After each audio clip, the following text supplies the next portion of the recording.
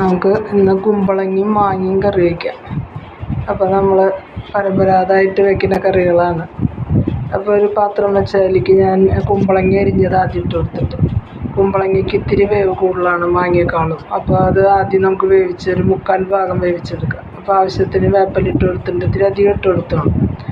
ഒരു 2-3 പച്ചമുളക് നല്ല എരിവുള്ളതാണ്, ഒരു ചെറിയ കഷ്ണം ഇഞ്ചി, ആവശ്യത്തിന് ഉപ്പ്, 1 സ്പൂണ് മുളക് പൊടി, 1 സ്പൂണ് മഞ്ഞൾപ്പൊടി ഇട്ടിട്ട് നന്നായി ഇളക്കി യോജിപ്പിച്ച് ആദ്യം തന്നെ കുമ്പളങ്ങ നമുക്ക് ഒരു 3/4 ഭാഗം വേവിച്ചെടുക്കാം. അതിന് ശേഷം മാങ്ങ ഇട്ട് കൊടുത്താൽ മതി. അപ്പോൾ അത് വെന്ത് വരട്ടെ. അപ്പോൾ അതിൻ്റെ ഇടയിൽ നമുക്കൊരു അരപ്പ് തയ്യാറാക്കാം. ഒരു 2 പിടി തേങ്ങയാണ് ഞാൻ എടുക്കുന്നത്.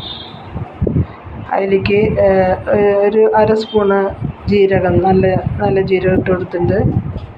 പിന്നെ ആവശ്യത്തിന് വെള്ളം ഒഴിക്കുക. പിന്നെ ഒരു 4 ചുവന്നുള്ളി ഞാൻ അരിഞ്ഞിട്ട് കൊടുക്കണം, നന്നായി അരിഞ്ഞ് കിട്ടാൻ വേണ്ടിയിട്ട്. വല്ലാണ്ട് ചെറുതാക്കണ്ട, എന്നാലും അങ്ങനെ തന്നെ ഇടണേലും നല്ലതാണ്, നമുക്കൊന്ന് അരിഞ്ഞിടും. അപ്പോൾ ഒരു 4 ചുവന്നുള്ളി ഇട്ട് കൊടുത്തിട്ടുണ്ട്. അതും കൂടി അരച്ച് നമുക്ക് മാറ്റി വയ്ക്കാം. ഇപ്പോൾ നമ്മുടെ കുമ്പളങ്ങ വെന്ത് വന്നിട്ടുണ്ട്.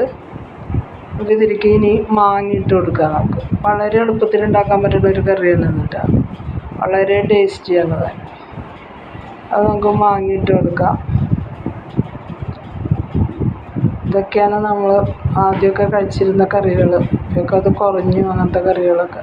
ഇതൊക്കെ നമ്മൾ കഴിക്കണം എന്നാണ് ഞാൻ പറയാം.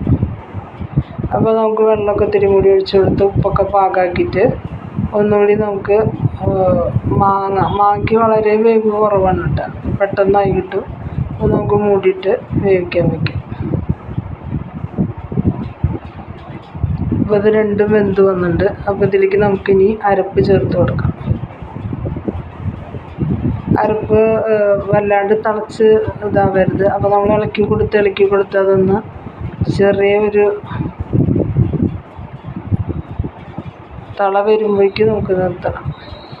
തിളച്ചിങ്ങനെ നിർത്തരുത്, അത് പിരിഞ്ഞതായി പോകും. അപ്പോൾ നമ്മളിങ്ങനെ ഇളക്കി കൊടുത്ത് തന്നെ എടുക്കാം. അപ്പോൾ അതായി വന്നിട്ടുണ്ട്. ഇപ്പോൾ ഇതിലേക്ക് ഇതുപോലെ ആയി വന്നിട്ടുണ്ട്. നമ്മൾ വല്ലാണ്ട് തിളച്ച് ആക്കി കളയരുത് കേട്ടോ. അപ്പോൾ അങ്ങനെ ആയി വരുമ്പോൾ നമുക്കിനി അതിലേക്കൊരു കാച്ചിൽ തയ്യാറാക്കാം. ഇത്രയും ടേസ്റ്റി ആയിട്ടുള്ള കറി നമ്മൾ ഒരിക്കലെങ്കിലും ഇങ്ങനെ ഉണ്ടാക്കി നോക്കിയോളൂ. വളരെ ടേസ്റ്റാണ് ഈ കറി. ഇതിൻ്റെ കൂടെ ഒരു തോരന എന്തെങ്കിലും ഉണ്ടായാൽ മതി. നമുക്കൊരു നല്ല ഒഴിച്ച് കറിയാണത്. അപ്പോൾ ഒരു ചട്ടി വെച്ചിട്ടുണ്ട്. അതിലേക്ക് ഞാനൊരു 1 ടേബിൾ സ്പൂണ് വെളിച്ചെണ്ണ ഒഴിച്ച് കൊടുത്തിട്ടുണ്ട്. ഇതൊക്കെ വെളിച്ചെണ്ണയിൽ തന്നെ ഉണ്ടാക്കണം കേട്ടോ.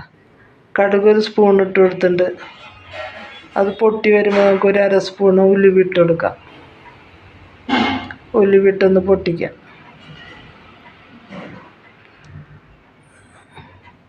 അപ്പോൾ ഉലുവയും കൂടി പൊട്ടി വരുമ്പോൾ ഒരു പിടി ചുവന്നുള്ളി ഞാൻ ഇട്ട് കൊടുക്കുന്നുണ്ട്. അരിഞ്ഞ് വെച്ച ചുവന്നുള്ളി ഒരു പിടി, ഒരു 10-25 ചുവന്നുള്ളി ഉണ്ട്. ഭയങ്കര വലിയ സൈസല്ല, ചെറിയ ചുവന്നുള്ളിയുണ്ട്. ഇങ്ങനെ ഒരു പിടി ചുവന്നുള്ളി നമുക്ക് ഇട്ട് കൊടുക്കാം. ഒന്നും മൊരിഞ്ഞ് വരുന്നവരെ നമുക്ക് വെയിറ്റ് ചെയ്യാം.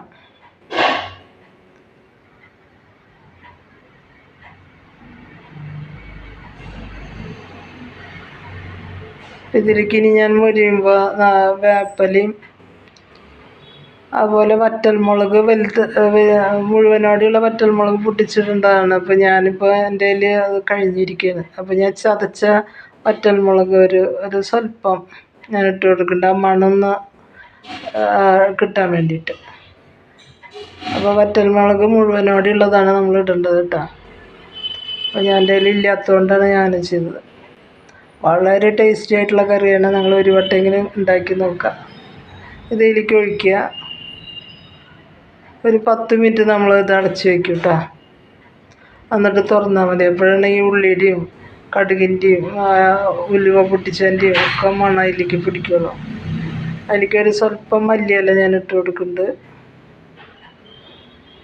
അങ്ങനെ തന്നെ അടച്ച് വയ്ക്കുക. ഇപ്പോൾ ഇളക്കൊന്നും വേണ്ട.